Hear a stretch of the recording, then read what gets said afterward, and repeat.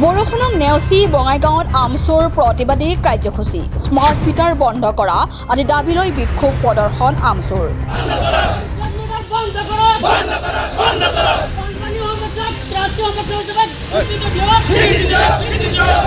বঙাইগাঁৱৰ পগলাস্থানত সৌদ অসম সংখ্যালঘু ছাত্ৰ ইউনিয়ন চমুকৈ আমচু বঙাইগাঁও জিলাৰ প্ৰতিবাদী কাৰ্যসূচী।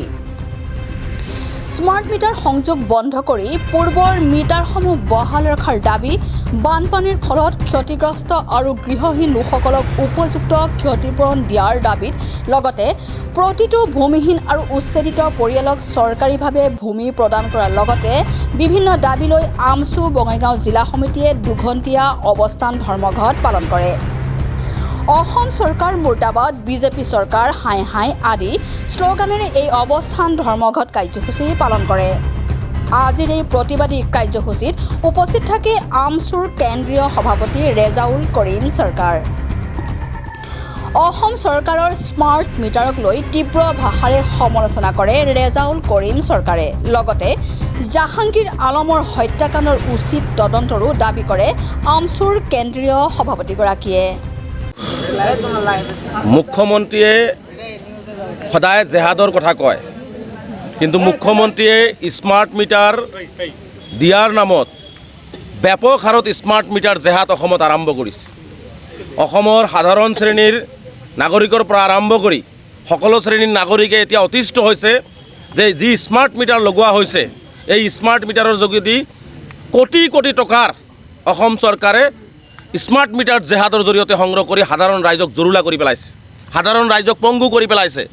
গতিকে মুখ্যমন্ত্ৰীৰ যি দম্ভ আৰু অহংকাৰ যে সকলো বস্তুৰ দাম কমিছে, সকলো ধৰণৰ মানুহৰ সুবিধা দিয়া হৈছে, কিন্তু মুখ্যমন্ত্ৰীয়ে জনা উচিত যে স্মাৰ্ট মিটাৰৰ নামত যি ধৰণে সাধাৰণ শ্ৰেণীৰ ৰাইজে জ্বলা কলা খাইছে, যি ধৰণে ভুক্তভোগী হৈছে, আৰু যোৱাকালি অতি নিলজ্জজনকভাৱে মুখ্যমন্ত্ৰীয়ে স্মাৰ্ট মিটাৰ হোৱাৰ কাৰণে ভাল হৈছে বুলি কথা কোৱাটো অতিকে গৰিহণাৰ যোগ্য।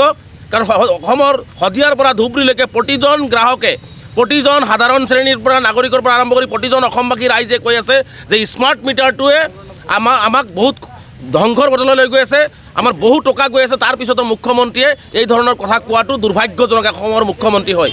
গতিকে মুখ্যমন্ত্ৰী ডাঙৰীয়া, আপুনি জেহাদৰ কথা কয়, আজি যে আপুনি স্মাৰ্ট মিটাৰৰ নামত জেহাদ কৰি আছে, ইয়াৰ উত্তৰ কোনে দিব? গতিকে আমি সেইকাৰণে কৈছোঁ স্মাৰ্ট মিটাৰ উঠাই দিয়াৰ ব্যৱস্থা গ্ৰহণ কৰিব লাগে।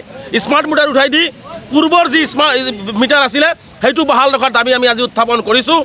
আৰু দ্বিতীয়টো দাবী আছে যে অসমৰ মুখ্যমন্ত্ৰীয়ে ভাৰতীয় নাগৰিকক বুলডোজাৰ লগাই যি ধৰণে অমানৱীয়ভাৱে উচ্ছেদ কৰিলে, আজিলৈকে তেওঁলোকৰ সংস্থাপনৰ ব্যৱস্থা নহ'ল। আজিও মুখ্যমন্ত্ৰী যোৱাকালিও দিল্লীত কৈছে যে অসমৰ মুছলমানসকলক, সংখ্যালঘুসকলক ডক্টৰ ইঞ্জিনিয়াৰ বনাব লাগে।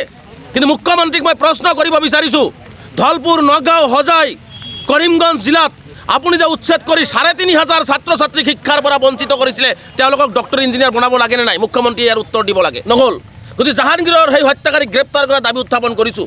ঢকুৱাখানাত মুখ্যমন্ত্ৰীয়ে গৈ সুনীল কুমাৰৰ পত্নীক আশ্বাস দিলে যে তেওঁৰ ল'ৰাক সকলো ধৰণৰ সুবিধা প্ৰদান কৰিব। জাহাংগীৰে কি অপৰাধ কৰিলে? জাহাংগীৰ মুছলমান হোৱাৰ কাৰণেই আচলতে মুখ্যমন্ত্ৰীয়ে জাহাংগীৰৰ সেই কণ কণ শিশু বাচ্চা দুটাক ন্যায় প্ৰদান নকৰিলে নেকি? দুই ভাই ককাইক ৰাতি গুলীয়াই হত্যা কৰিলে, সেই হত্যাকাৰী বন বিষয়াক গ্ৰেপ্তাৰৰ দাবী আমি উত্থাপন কৰিছোঁ আৰু শাস্তি প্ৰদানৰ দাবী উত্থাপন কৰিছোঁ। লগতে সেই পৰিয়াল দুটাৰ আজি কণ কণ ল'ৰা ছোৱালী আছে, পৰিয়াল আছে, তেওঁলোকক উপযুক্ত ক্ষতিপূৰণ দিয়াৰ দাবী উত্থাপন কৰিছোঁ। এই সমগ্ৰ দাবীসমূহ লৈ আজি অসমৰ প্ৰতিখন জিলা মহকুমা সদৰ জিলা আয়ুক্তৰ কাৰ্যালয়ৰ সন্মুখত আজি আমি প্ৰতিবাদী অৱস্থান ধৰ্মঘট কাৰ্যসূচী ৰূপায়ণ কৰিছোঁ। বঙাইগাঁৱৰ পৰা মানিক কুমাৰ দত্তৰ ৰিপৰ্ট, সুহানা লাইভ।